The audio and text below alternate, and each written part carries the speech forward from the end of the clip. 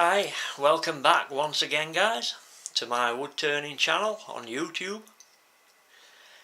In several of my videos which I've made previous to this regarding some of the work I've showed, you'll have heard me going on about this large amount of laburnum which I came across, well, which I was given very kindly by a school close to me, which my daughter was attending.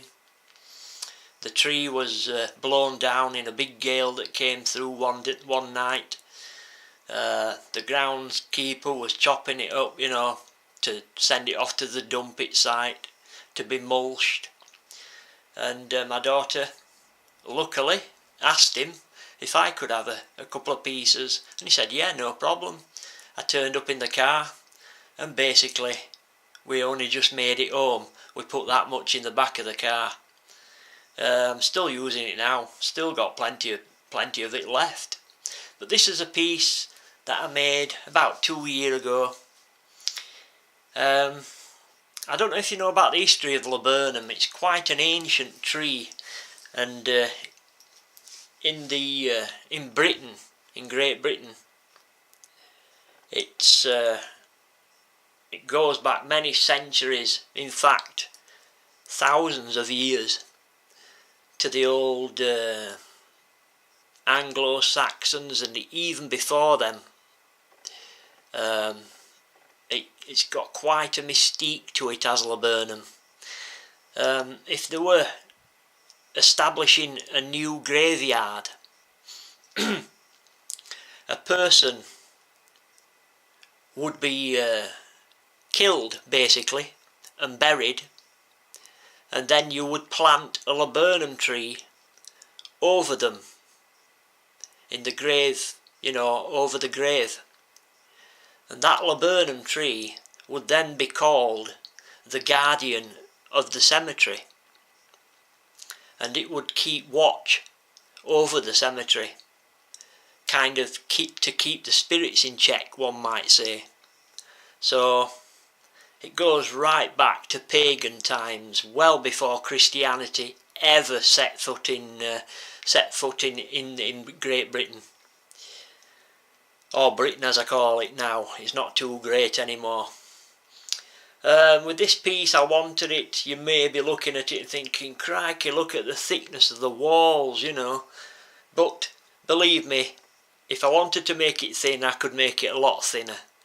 But I didn't want it that. I wanted a vessel that looked as though it had come from pagan times. I wanted a drinking vessel, a pagan drinking vessel basically. And that's what I turned. It's simple, thick, heavy, but looks if you saw that, you'd think pagan drinking vessel. I certainly do. So, but look at the timber. You can't be anything but impressed with that. Look at that. You've got the outer sapwood, the inner hardwood. Beautiful. Stunning, stunning, stunning wood. And I did want it this, unrefined looking vessel, one might say. Not unrefined, that's the wrong word. Can't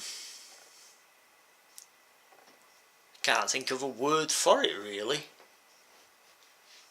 Simple looking vessel that maybe somebody 1,000 years ago could have made. And I think it looks like that. But the timber really is second to none. If you ever get offered some laburnum, I would advise you to snap whoever's offering it his hand off.